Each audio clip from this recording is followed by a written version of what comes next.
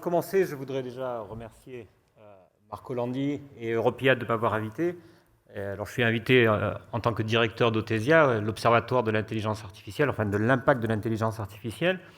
Et donc après, nous aurons d'éminents chercheurs qui pourront intervenir. Alors, je n'ai pas l'éloquence de Luc Ferry, donc j'ai quelques supports pour appuyer mes propos. Et ce dont je vais vous parler aujourd'hui, c'est...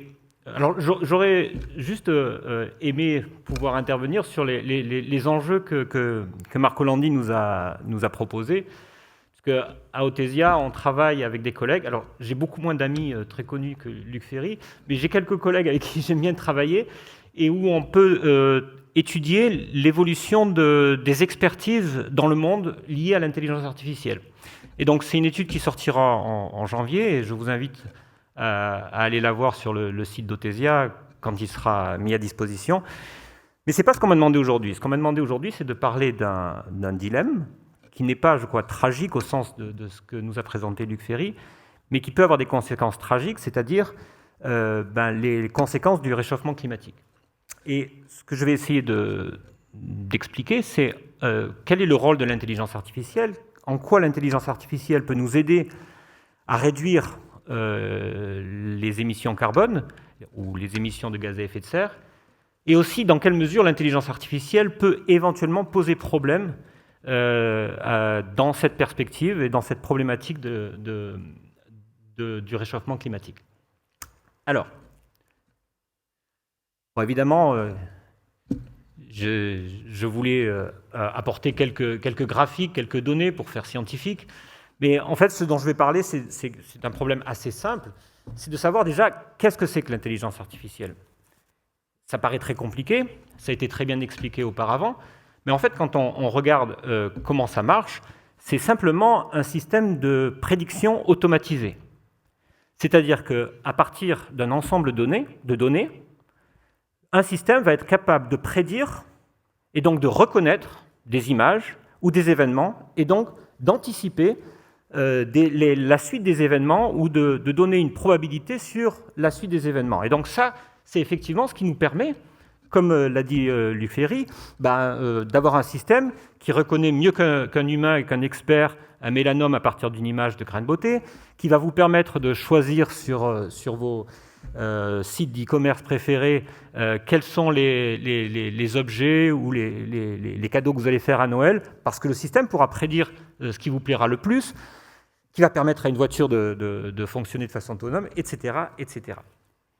Alors, ce qui est important, et c'est ça que je voulais vous montrer ici, c'est qu'il n'y a rien de magique là-dedans.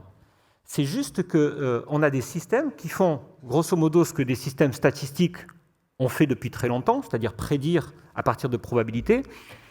Mais simplement, je vais vous expliquer pourquoi le système marche un peu différemment, et surtout pourquoi il a été permis depuis, disons, une dizaine d'années. C'est grâce à un processus qui a commencé depuis très très longtemps, qui repose sur ce qu'on appelle la loi de Moore, et qui est la capacité de doubler chaque année, ou chaque 2 ans, pardon, la capacité de calcul des ordinateurs, en tout cas des microprocesseurs. Alors ça, c'est permis parce que, ça a été possible parce que on est capable, au fur et à mesure, de mettre de plus en plus de transistors dans une puce de même taille. Donc plus vous augmentez le nombre de transistors dans une puce, et plus vous augmentez la capacité de calcul. Et donc on a eu un processus absolument extraordinaire qui a été un doublement de la capacité de calcul tous les 2 ans. Alors ça paraît rien comme ça, mais c'est juste extraordinaire. Ça veut dire que grosso modo, on a une augmentation d'un facteur 100 de la capacité de calcul en 10 ans. Ça veut dire que, par exemple, un ordinateur, une opération qui mettait une journée entière à calculer, 10 ans après, il met 36 secondes. Donc on voit bien que là, c'est ce qui explique justement que vous avez ce petit objet que vous avez dans la poche et qui est plus puissant qu'un ordinateur des années 70, par exemple. Même un gros ordinateur des années 70. Et alors, ce qui est absolument extraordinaire, c'est que ce que vous observez là, c'est que à partir de 2010-2012, vous avez un changement de dynamique. Et ce changement de dynamique, il est vraiment lié justement à la naissance de l'intelligence artificielle. Pourquoi? Parce qu'à partir du moment où on est capable de calculer beaucoup de choses, comme l'a très bien expliqué Luc Ferry, il y a 3 éléments qui permettent à un système de fonctionner. C'est la puissance de calcul des ordinateurs, c'est le type d'algorithme et c'est la quantité de données qui sont disponibles. Or, grâce à Internet et la capacité à stocker énormément de données, on peut aujourd'hui disposer d'une grande quantité de données. À partir de là, on fait des algorithmes qui permettent à un système d'apprendre. Apprendre, ça veut dire qu'il peut traiter ces données, et pour traiter ces données, il apprend à reconnaître des éléments à partir des données qu'il traite, et donc il a besoin d'une très grande quantité de calcul, capacité de calcul. D'accord? Et pour ce faire, on se base sur des algorithmes qui en réalité ont une structure qui ont été développés depuis très longtemps, mais qu'on ne pouvait pas mettre en œuvre justement parce qu'il n'y avait pas ces éléments, quantité de données et capacité de calcul. Et alors, qu'est-ce qui se passe? C'est que quand on commence à se rendre compte qu'il y a cette capacité-là, alors le besoin de capacité de calcul devient exponentiel.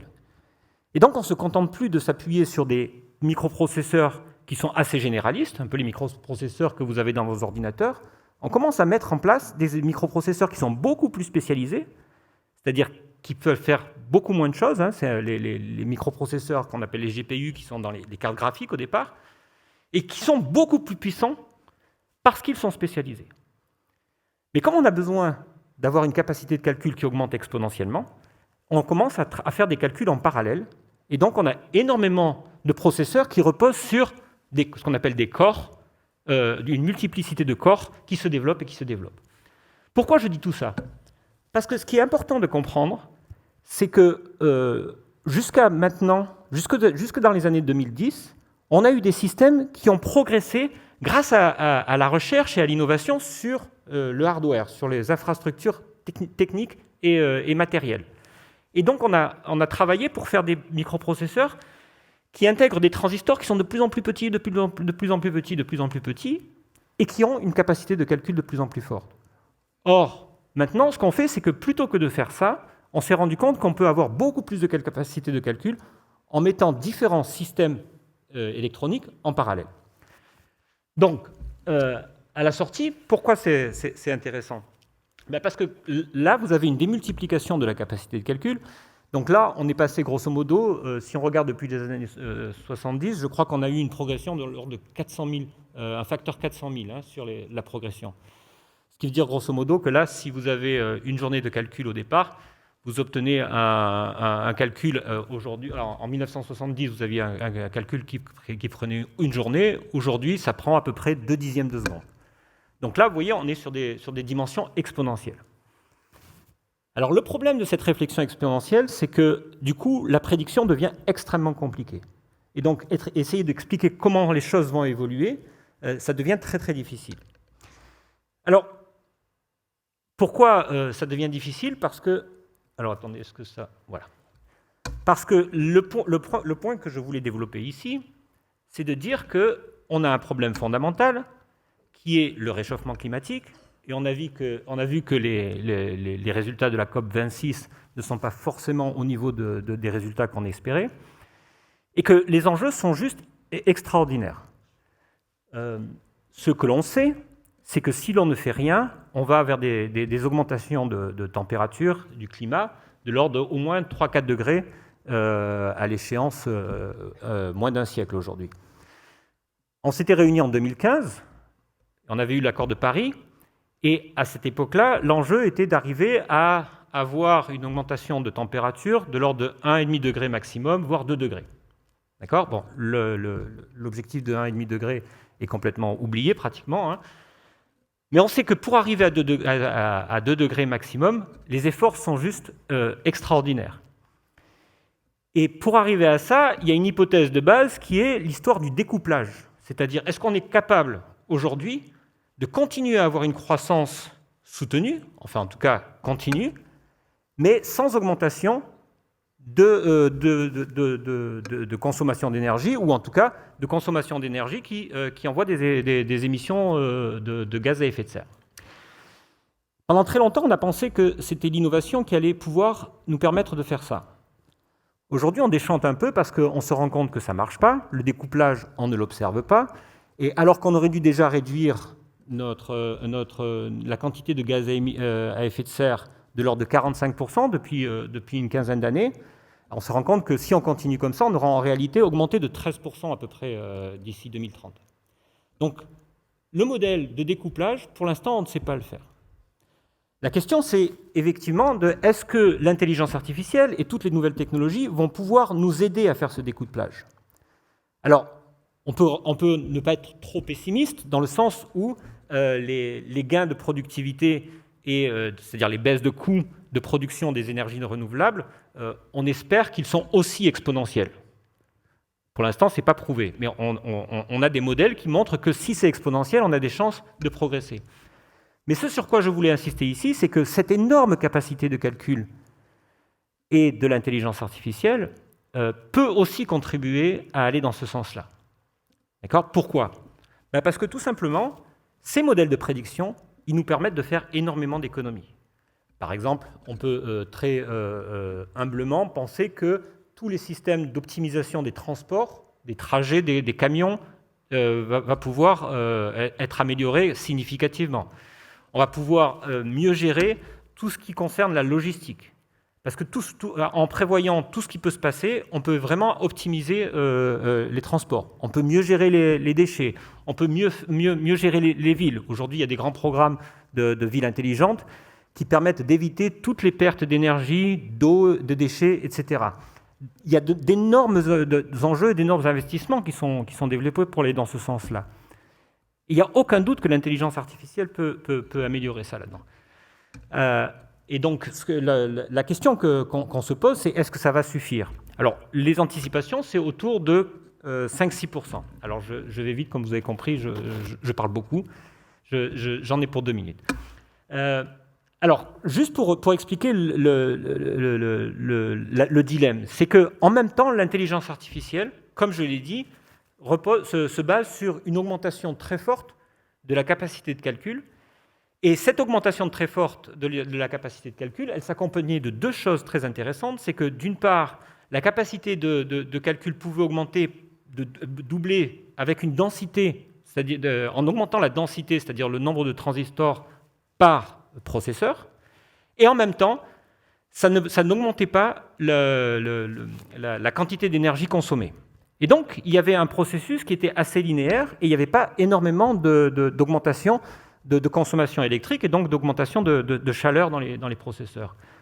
Il y a 2 problèmes par rapport à ce qui se passe avec l'intelligence artificielle. C'est qu'on a, d'une part, la réduction de plus en plus forte des transistors a engendré un réchauffement plus fort des processeurs. Et donc, on est obligé aujourd'hui, pour permettre de faire que ces systèmes fonctionnent, de réduire considérablement l'augmentation de la performance. Et en même temps, on a démultiplié le nombre de processeurs. Qu'est-ce qui se passe? Eh bien, on a une explosion de la consommation électrique qui sont liées à la fois à ces formidables processus d'apprentissage qui consomment énormément de données, et en même temps, on a des gros centres de données, ce qu'on appelle des data centers, qui consomment énormément d'énergie pour gérer et stocker ces données. D'accord? Et donc, à la sortie, on a un vrai problème qui est que c'est juste pas soutenable. C'est-à-dire que l'augmentation de la consommation d'énergie engendrée par l'intelligence artificielle est beaucoup trop importante et on sait qu'à l'horizon de 30 ans, on n'arrivera pas à tenir l'objectif. 30 secondes, juste pour dire quelles sont les solutions. Alors, je n'ai pas les solutions, mais voilà ce qu'on envisage. La première chose, c'est évidemment de réduire l'empreinte carbone des data centers. Alors ça, l'intelligence artificielle va pouvoir aider parce qu'on va pouvoir améliorer l'efficacité de ces data centers. On les envoie dans des zones beaucoup plus froides pour qu'elles n'émettent pas de chaleur. Et il y a énormément de réflexions pour améliorer le fonctionnement des data centers. Mais le dernier point que je mets là-dessus, c'est que aussi on va diminuer le rôle des data centers en décentralisant tous les systèmes d'intelligence artificielle, c'est-à-dire en mettant ce qu'on appelle le edge computing, c'est-à-dire en mettant des éléments au niveau des outils qu'on va utiliser. Et puis, ce qui est vraiment important, donc là, c'est au niveau des données. Ce qui est vraiment important, c'est qu'on fait énormément de travail sur les nouveaux ordinateurs. Donc, les nouveaux ordinateurs on essaye de faire qu'il se base sur le fonctionnement du cerveau, parce que, je ne sais pas si vous l'avez noté, mais le cerveau, non seulement, comme l'a dit Luc Ferry, apprend beaucoup mieux et beaucoup plus vite que l'ordinateur, mais en même temps, il consomme très très peu d'énergie. Et ça, l'enjeu, c'est d'essayer de comprendre quelle est la structure de fonctionnement d'un ordinateur, d'un cerveau, pour voir si l'ordinateur peut l'imiter. Et on a énormément de laboratoires de recherche aujourd'hui qui sont à la fois sur l'intelligence artificielle et la neurologie. Et puis enfin, c'est tout ce qui concerne l'éducation des ingénieurs et des développeurs pour qu'ils ne regardent pas simplement l'augmentation de la quantité et la capacité de calcul, mais qu'ils puissent aussi considérer l'optimisation et l'efficacité en termes de consommation d'énergie. Donc pour conclure, et je suis désolé parce que j'ai bien compris que j'étais un peu long, c'est juste l'enjeu, c'est vraiment d'essayer de comprendre comment on peut développer des systèmes d'intelligence artificielle qui ont cette capacité de calcul, qui vont nous aider à rendre tous les systèmes économiques et logistiques beaucoup plus efficaces, et en même temps qui restent économes en énergie. Voilà. Merci beaucoup, Monsieur Di Biagio. Merci beaucoup.